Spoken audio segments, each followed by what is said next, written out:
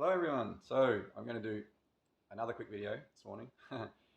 This one is actually going to be interesting because if you watched the video from yesterday, at the very beginning of the video, I said I was going to get a coffee. And what I'm about to talk about is caffeine. And being really careful with that as a trigger, because I noticed in the past that any kind of caffeine, really sent my mania upwards, big time. It made me very irritable. In fact, I'll go through a list of things about that in a moment. So you might be wondering then why would I be saying I was having a coffee yesterday? Well, I occasionally allow myself, we'll say, we'll call it a treat. I'm still well aware of the effects of it. I don't need to drink it. Something that I have over the years. I've had long periods of just don't have it at all, and then other times like, you know what, I'd really like one. So, but again, it's about balance and also realizing that two cups of coffee is just way too much for me. And it's getting to know ourselves and understanding this. But caffeine has a lot of studies related to it to do with mood, and also to other things too, which I just want to touch on this morning.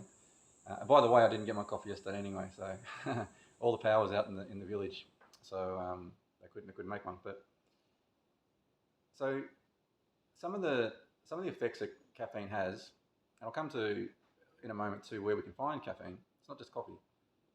We have insomnia, nervousness, restlessness, nausea, increased heart rate, headache, anxiety, chest pain, irritability, psychomotor agitation, excitement, dysphoria, rambling, flow of thoughts and speech.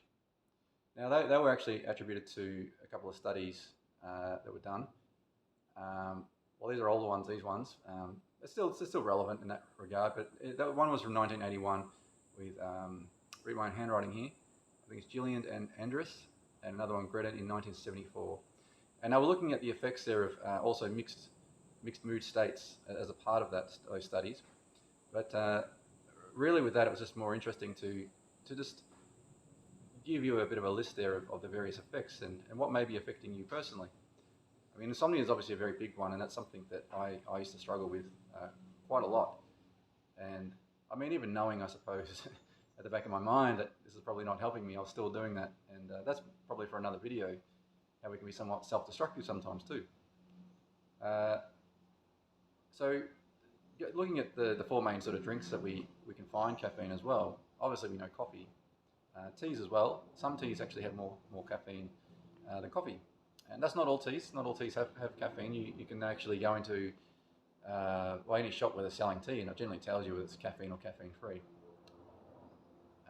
Obviously cola, and obviously cola is not just the caffeine problem. There are other problems in there too, because they're not the most healthy drinks for a number of reasons. And obviously sugar's one of those aspects, and particularly the artificial sweeteners. They're even worse than real sugar in another way. Very, very detrimental in effects. Good idea if you can get off that stuff. It's not doing you any favors. And obviously energy drinks. So there's so many of those around as well, and they're very prevalent. And again, they don't just have caffeine, they have other things in them too, which it's no surprise that we have seen a great rise in a lot of these effects on people from a young age too, and particularly school kids, that they don't really think about those things. And a lot of parents don't necessarily know about those things. I'm not saying everybody, but I've seen a lot of kids drinking those drinks, and it's not just kids obviously, but and then we wonder why kids have trouble concentrating in class. And I know that that's often put down at ADHD, and I mean, I'm happy to talk about that from my opinion on that, just from, again, my studies on that. I'm not saying it doesn't exist or anything like that, but there's a lot of studies around that too that have a very different let's say result or conclusion based on studies and what we're generally told. So that's an interesting video too, perhaps. So I've made a few notes here. So even like realizing again what I was saying is I'm knowing my limits with caffeine, that I can't overdo it. Then it's coming to an understanding of creating somewhat a self-evaluation of ourselves, that how are things impacting us. Now, this doesn't just apply to caffeine. This is good to do at any time. That if we're feeling any kind of, say, negative feeling or emotion of some kind that comes up, thoughts or whatever, and then let's say they came from nowhere, it's a good idea to perhaps, or seemingly came from nowhere, should I say, it's a good idea to reflect on that and particularly with food. You know, when I started cleaning up my diet, I started to really notice how things were affecting me. And again, not just the caffeine, there's a lot of foods. And I used to feel quite sick after eating a lot of food, and particularly junk food. And I remember many years ago, I was sitting with a friend and we ordered something in, and it was disgustingly delicious, I guess. But it was very unhealthy, and I felt very ill after eating it. It didn't sit well at all. And for some reason, I don't know why, I made this conclusion or observation at that point. I thought, why do I feel so sick after eating so many foods? And I thought, because food's really there to nourish our body. That's the purpose of it. So if it's making me feel sick, there's something wrong with the food. So again, that's another video. I'll definitely do something on that. So also understanding that coffee is a actual drug, because it stimulates the central nervous system, which technically makes it a drug. So that overstimulation of the central nervous system, you can really bring out a lot of aspects within us that we don't particularly like. Anger and rage can actually happen as well, which I've experienced that myself. I felt a lot of that before drinking too much coffee, and or should I say caffeine, but in this case it's coffee. So it's something to be aware of too. Now I wonder about that too. There's a bigger problem behind all of that too, and I'm just going to touch just briefly on something that I have also been doing for about a year and a half. That is yin yoga, and that's a type of yoga where it's just very long stretches, usually at least 2 minutes long. I've worked myself right up to nearly 20 minutes now with some of those stretches, which you're not going to do overnight, I can tell you that much. But the point is that what I discovered through this practice is, and when I started to really push it too, was you're doing a lot of stretches around the hip flexor area, which is where it's said to be a lot of tension, but more to do with what I should really put it, more about where we have repressed or suppressed emotions get trapped within the body in the connective tissues, which are called the fascia. So yin yoga is one method of actually stretching the fascia. That's why the stretches need to be at least 2 minutes or longer. And the more you do it, you can really feel it. You get deeper and deeper and deeper, and it's quite a dull ache sometimes, very much so. And even after finishing it, but it's quite nice too, because it actually it creates blood flow and that through the muscle. So what I'm trying to get at here briefly, and I should have probably done a video on this in itself, is that through doing this practice, I started to notice, maybe when I really got into the deeper, longer stretches, when I worked up to it, I was noticing about an hour or two after I was doing these stretches some time ago, I think, out of nowhere, I feel really angry, like really angry, or I feel really sad for some reason. And I'll be thinking, I can't think of anything that's just caused that out of nowhere. Like I've, been fine, all that sort of stuff for a long time, whatever. It's not the same as bipolar stuff. It was very different. It was a different release.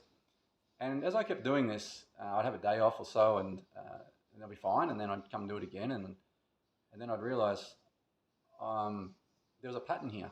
It was a real pattern. And it went away over time, and I had some really big pains and stuff around like the buttock area and down the leg on the right. And that was to do with being hit by a car back in 2006. But I hadn't realized that as I started to release that, all that pain in the body started to go away. And also a lot of those emotions, they just died right down there. Like, doesn't matter how long I do it now, that's not coming out anymore. So there really is a release there. And I just wanted to touch on that too, because, and I will probably do another video on that, but I've covered most of it here, but I think it's really important to realize this now. It's like this book that was called The Body Keeps a Score. And I believe from memory that was about PTSD. And that's very interesting read, because you realize that the body does actually hold on to a lot of these negative emotions and stuff. And that's why I've realized that this is a really comprehensive, holistic approach to getting better. It's not just one thing. Sometimes people take the one thing I say out of context, everything else, and they say, I'm doing that one thing, doesn't work, blah, blah, blah. You don't know what you're talking about. And I get a lot of that. I get a lot of it, which is a shame, but I get it too, because, I think I touched on this yesterday too, the idea of paradigms. We have this very strong paradigm belief, this is how it is, it's how it's always going to be, it's never going to be different. And you can't get through to someone who's, got that sort of mindset. And I'm not going to try and change it. You can't. There's no one can change someone who's so committed to thinking a certain way. They've got to decide, maybe what I'm doing or thinking is perhaps not the best way. Maybe there are other alternatives. So anyway, that's another thing. So it's really just interesting though, because some of these studies, they looked at children too in high school and not just in school, sorry, just in school in general. So in a 2014 study, it found that 73% of children in America consume caffeine daily. Now, that's no surprise then why kids are apparently acting up and ADHD and all that sort of stuff. I don't think that every person who's diagnosed with it is, having the same thing. But again, this comes back to what I think, that I don't think we should call ourselves any diagnosis. I think we can say we're experiencing symptoms of them, and we branch that into the thing. But that this is what we call it. But in a sense, we can almost invoke any kind of symptoms. Really, we did certain things. Any of us could probably do this in some way. We just really overdid it with anything. So that's my opinion on that. So also with the energy drinks, there's association with this daytime sleepiness, and you kind of get this weekly jolt and crash. So if you are drinking energy drinks, you might want to reconsider that, which I personally highly recommend you do, especially if you are experiencing mania and elevated moods and irritability, rage, anger, all those sort of things. It's only going to fuel those things. As I said, it stimulates the central nervous system, the caffeine. So being aware of that, it's really part of this is really becoming really aware of our bodies in general through this healing process, that start to notice when things affect us. If we just ate something and then an hour later we feel not that great, well, maybe we really need to consider if that's a problem for us. And that seems pretty basic, but a lot of people aren't really in tune with their bodies. And it's not just food, it's anything. Someone says something, and that's a topic in itself about being triggered. And I'll definitely do a video on that. Let's see. So again, I just touching on the studies here. 2013 study. This coffee is associated with self-reported violent behaviour and conduct disorder. So I mean, if you can relate to any of this, maybe again you need to perhaps consider if caffeine's really suiting you at this point of time in your life. Maybe it's not forever. Maybe it's just for now, for a while. Like myself, I didn't have it for a long time, for many years, and then I have a little bit here and there, and then I'd not have any. Maybe I don't have it for a few weeks in a row, or maybe not every day, and then I just I'm not having it again. So I was well aware of how it affects me. Since I've got my life under control in all areas of my life, it allows me to still enjoy it. So you might be the same. So again, I've just got notes here that are just going into detail about some of the various studies, but I think I've covered enough aspects of this.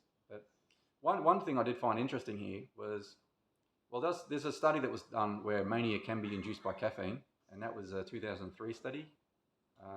Ogawa and Yuki, that sounds Japanese, or energy drinks actually. There was another study done by Sharma in 2010.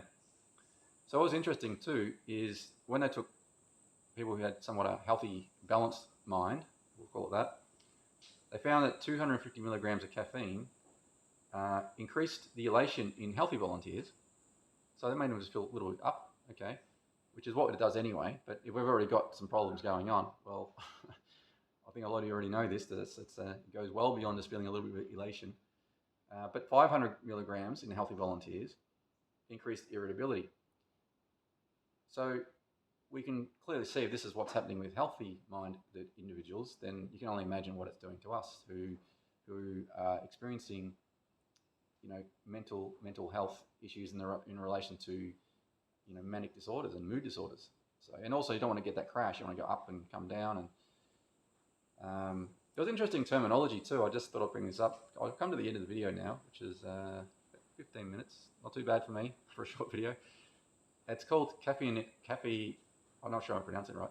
Caffeinism, I think that's how you pronounce it, which is a way to denote extremely high doses of coffee, which I would.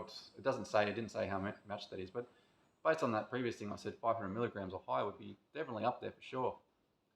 So it's no surprise that caffeine can really affect our moods. Now, a lot of people don't know that, so that's why I made this video. They don't really have they know they feel a little bit maybe perked up. They don't realise how much that can actually be a problem. So I just want to bring that to your attention. And again, this was a quick video for me. So anyway, I hope you have a wonderful day wherever you are, and be mindful of your caffeine intake. Thanks.